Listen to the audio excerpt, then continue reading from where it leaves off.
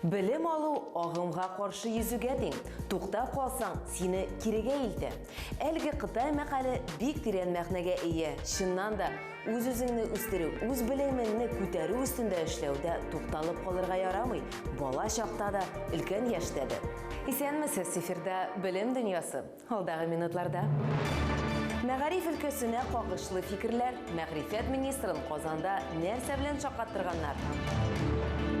Җиңүгә бар көчләрен куеп, Казанда җиңү диктанты ничек узды? Тагында яктырак янсыннар өчен Татарстанның үз сериусы нинди булачак?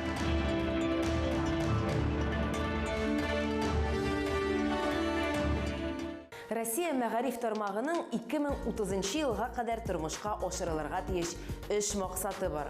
Булар Россиянең мәктәптә белем бирү сыйфаты буенча иң яхшы илләр унлыгына керүе, балалардан камил үсәргә теләгән шәхесләр үстерү һәм барлык сабыйларның да сәләтләрен табу һәм алар өстендә эшләү.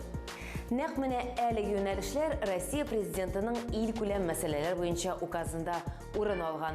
Алар турында Россия мәгърифәт министры Сергей Кравцов сөйләп үтте. Укуның беренче атнасында ул эш сәфәре белән Татарстанга килгән иде. Казанда ул мәгариф ил күләм проектын тормышка ашыру мәсьәләләре буенча киңәшмә уздырды. Моннан тыш министр республикада ил күләм проектлар кысаларында төзелгән объектларда булды. Шуларның берсе Адымнар белем һәм татулыкка юл Россиянең беренче полилингваль комплексы. Министр республикада ил күләм проектлар үтәлеше турында нинди фикердә? Бу хакта киләсе репортажда.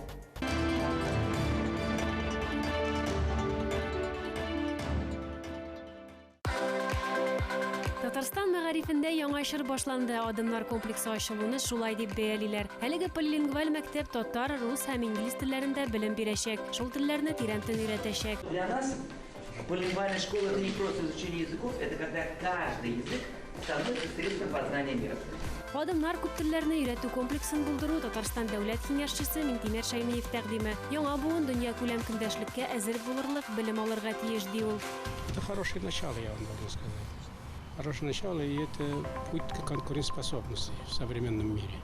Дәүләт киңәшчесе заманча укыту комплексының өстенлекләре турында Россия мәгърифәт министры Сергей Кравцовка да җиткерде. Адымнар комплексы мәгариф милли проекты кысаларында булдырылган. Бу комплекста 2504 укучы белем алачак. 107 комплектлаштырылган сыйныф бар. 3 бассейн, 5 күп функцияле спорт залы, 3 актлар залы, кино залы. Югары сыйфатлы белем һәм тәрбия бирү өчен биредә бөтен шартлар тудырылган. Все технологические процессы от постирки белья до глажки, все это продумано. Татарстан районнарыннан килеп укучылар өчен интернат бар. Матур бүлмәләр, йомшак ятаклар һәм душ кабинкалары белән. Федераль министрга татар, рус һәм инглиз телендәге дәреслекләрне дә күрсәттеләр. Дәрестән тыш эшчәнлек өчен дә бөтен шартлар тудырылган. Татарстан тарихы, килешү фәлсәфәсе, Татарстан халыкларының мәдәнияте, инглиз телендә әдәби уку кебек юнәлешләр бар. Сергей Кравцов бу уку йортында милли белем бирүнең 2030 елга кадәрге юнәлешенә багышланган киңәшмәдә дә катнашты. Аннан җитәкчеләр полилингваль комплекс карамагында булган 165нче мәктәптә дә булдылар. 480 укучыга исәпләнгән башлангыч мәктәпнең тулысынча төзекләндерелгән корпусын һәм 800 укучыга белем бирүче яңа янкырманы карадылар. Федераль министр бу полилингваль комплекс Россия өчен генә түгел, мөгаен бөтен дөнья өчен уникаль дип белдерде. Мы еще отдельно изучим и посмотрим этот опыт. Во-первых, с одной стороны, инфраструктура и сам подход, проектировка школы очень, на мой взгляд, и она, и такая атмосфера правильная, такая современная, хорошая школа, с которой вот мы даже не хотели уходить. Минтимер Шәймиев белдергәнчә, әлеге полилингваль мәктәп беренче адым гына. Башкалары да ясалачак ди ул. Татарстанның зур шәһәрләрендә тагын шундый 6 комплекс булдырылачак. Алар республика президенты тарафыннан да хуплау тапкан.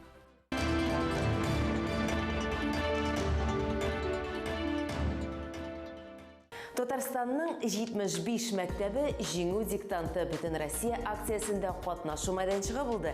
Әлеге акция бөтен ил буенча җәмәгатьчелекне, бигрәк тә яшь буынны бик ватан сугышы тарихын өйрәнүгә җәлеп итү максатыннан үткәрелә. Хәзер бу тема аеруча да актуаль. Тарихи фактларны яңадан барлау, дәүләтебезнең кан куйгыч сугышка керткән бәялә бетергесез өлешен киметеп күрсәтү бу тарихи белемсезлек айсбергының әле башы гына. Акция менә шул мәсьәлә мәсьәләләрне хәл итүгә юнәлтелгән. Быел диктантта бөтен Россия буенча миллионга якын кеше катнашты. Диктантта җиңгән өлкән сыйныф укучылары югары уку йортларына кергәндә өстәмә балларга ия булачак. Хәбәрчебез Мәсьәлә Искәндәрова Казан мәктәпләренең берсендә җиңү диктанты ничек узганын күреп кайтты.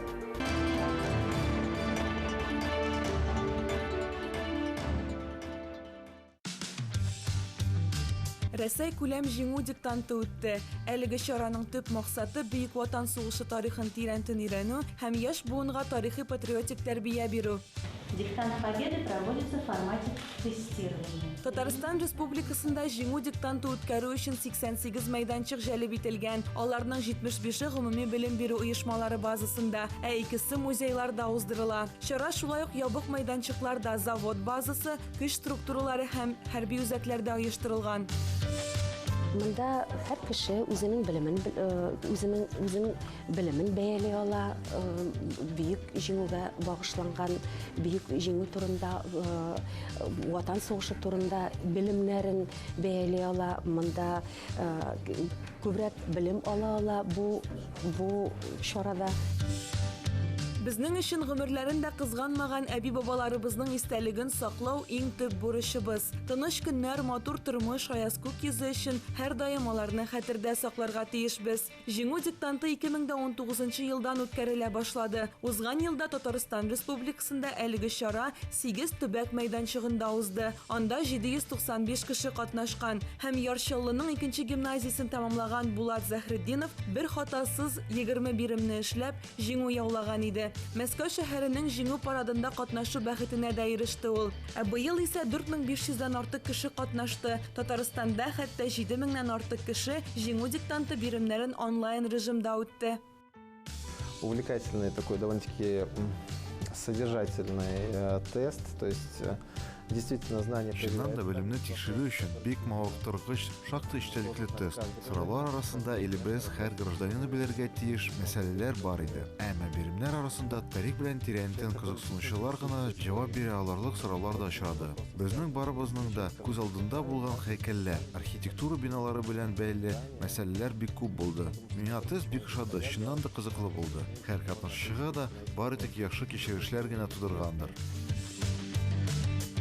Әлеге акцияда катнашу өчен Россия Федерациясе диктант җиңү проектының рәсми сайтында һәм махсус кушымтада теркәлергә мөмкин иде. Теркәлү вакытында җиңү диктантында катнашучы электрон дипломын алырга мөмкин булачак. Чарада Татарстан Мәгариф һәм фән министры Рәфис Бирханов та катнашты. Минем буын өчен ул китаптан, кинодан гына караган әйберләр түгел, чөнки минем әткәй дә сугышта катнашты. Аның олы абыйсы, әнкәйнең ике олы абыйсы 41 елда һәлак булдылар. Шуңа күрә без инде мәңгелек истәлек тотып, алар турында, алар һәм бөтен алар буыннары турында, чөнки миллионнан халык үлде. Алар инде менә бүген без шулай яшәр өчен көрәштеләр. Әлбәттә аларга бик зур рәхмәт. Инде алар бөтенесе дә хәзер оҗмакта дип ышанам. Җиңү диктанты тест форматында үткәрелә. Анда катнашучылар 45 минут эчендә 25 бирем үтәргә тиешләр. Эшне башкару алдыннан катнашучылар өчен инструктаж үткәрелә. Ягъни элемтә чараларыннан һәм белешмә материалларыннан файдаланырга, җаваплар һәм биремнәр бланкларын алып чыгарга һәм фотога төшерергә, сөйләшергә һәм күчереп утырга катгый тыелуы хакында аңлаталар. Бу кагыйдәләрне бозган очракта диктант нәтиҗәләре юкка чыгарылачак. Яшьләрендә күбрәк шундый диктантларга чакырып китерә алсак, аларга да бик зур файдалары, чөнки тарихны белергә кирәк. Тарихны белмичә, бүген күп кенә башка илләрдән яза торган кешеләр безнең яшьләрендә балаларын бераз шәйкәтеп алалар. Шуңа күрә безгә моны мәктәпкә генә түгел, әлбәттә менә шундый диктантларда да искә төшерергә кирәк. Үткәннәр бер вакытта да онытылырга тиеш түгел. Үзеңнең тарихыңны белү, милли традицияләр, гореф-гадәтләрне саклап калу бүгенге яшьләрнең төп бурычы. Үткәнен белгәннең киләчәге якты булыр.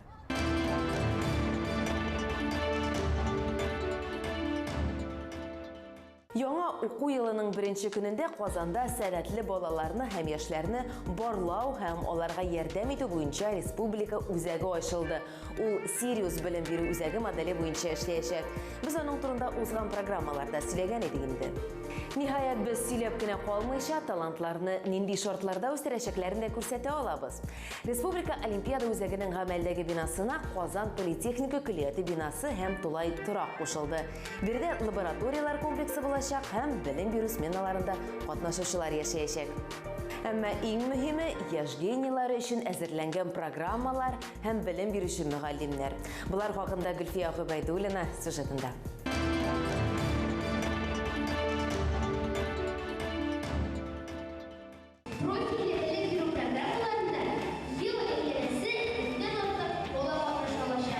Нәқ Сочидагы сыман хәзер Татарстанның да үз Сириусы бар. Сәләтле балаларга үсәргә, яңа үрләр яуларга мөмкинлек бирүче үзәк Дуслык Республика сәламәтләндерү белем бирү Олимпиада үзәге базасында булдырылган. Миңа монда бик ошый. Укучылар да, ничек ашаталар да. Безнең укытучылар иң кызык, иң акыллылар, иң яхшылар. Искәртеп узык 28 май көнне Татарстан президенты Рөстәм Миңнеханов белән Сәләт һәм уңыш мәгариф фонды җитәкчесе Елена Шмелева хезмәттәшлек һәм Татарстанда Sirius моделе буенча региональ үзәк булдыру турында килешү имзаладылар. Бу республикада әлеге үзәкне булдыруга беренче зур адым булды.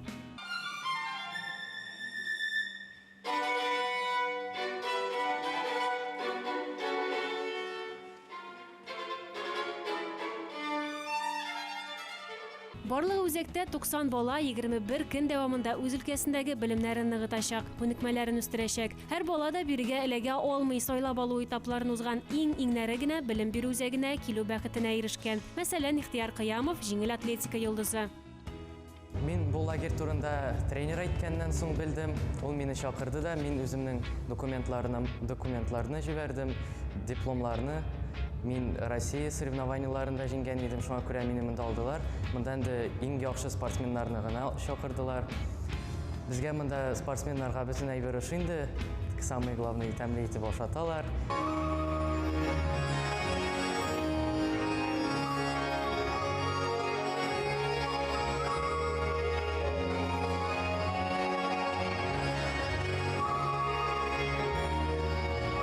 Региональ үзәктә 18 фәнни тикшеренү лабораториясе, укыту кабинетлары һәм 3 юнәлеш буенча мәйданчыклар урын алган. Алар фән, сәнгать һәм спорт юнәлешләреннән гыйбарәт. Беренче юнәлеш үз эченә математика, физика, информатика, биология, экология, химия һәм проектлы сменаларны үз эченә ала. Спорт юнәлешенә чаңгы чабышлары, җиңел атлетика, шахмат һәм футбол уеннары керә. Сәнгать юнәлеше исә вокал, хореография, әдәби сәнгать, дизайн, музыкаль башкару, театраль һәм рәсем сәнгате буенча күнекмәләрне үстерү буенча эшләячәк. Менә шушы эш юнәлештә алып барыла торган бер мәйданчыкта алып барыла торган эш, мин уйлыйм, алга таба укучыларны тагын да үзләренең сәләтләренә нигезләнеп, шуны ачыклап, аларны тагын да үстереп эшләү һәм галимнәр булу өчен, артистлар булу өчен, спортсменнар булу өчен талантларны республикабызда гына түгел, чит төбәкләрдә, Россия күләмендә, дөнья күләмендә таныту өчен зур бер башлангыч һәм зур бер эш булыр дип өметләнәбез. Республикада әлеге зур эшне гамәлгә ашыру өчен белемле укытучылар да, оста тренерлар да бар. Сәләтле балаларны үстерүдә югары уку йортлары, КАИ, аграр энергетик университетлары да булышлык итәчәк. Югары белем йортлары һәм көллият мөгаллимнәре балалар белән даими рәвештә эшләячәк һәм барлык булган белемнәрен республиканың сәләтле яшь буынын үстерүгә юнәлтәчәк. Моннан тыш әйтеп үтәргә кирәк, үз юнәлешләреннән тыш балалар soft skills күнекмәләре, ягъни проект эшчәнлек күнекмәләре өстендә дә эшләячәк.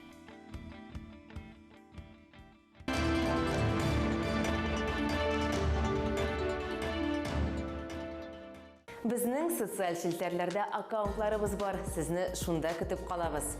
Шын белемнәргә таянып, син һәр эштә кыюрак һәм камилрәк була башлыйсың, дип әйтә иде Көнбатыш Европа Ренессанс агымының бөек остасы рәссам Альбрехт Дюрер.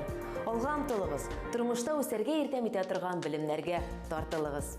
Киләсе очрашуларга кадәр.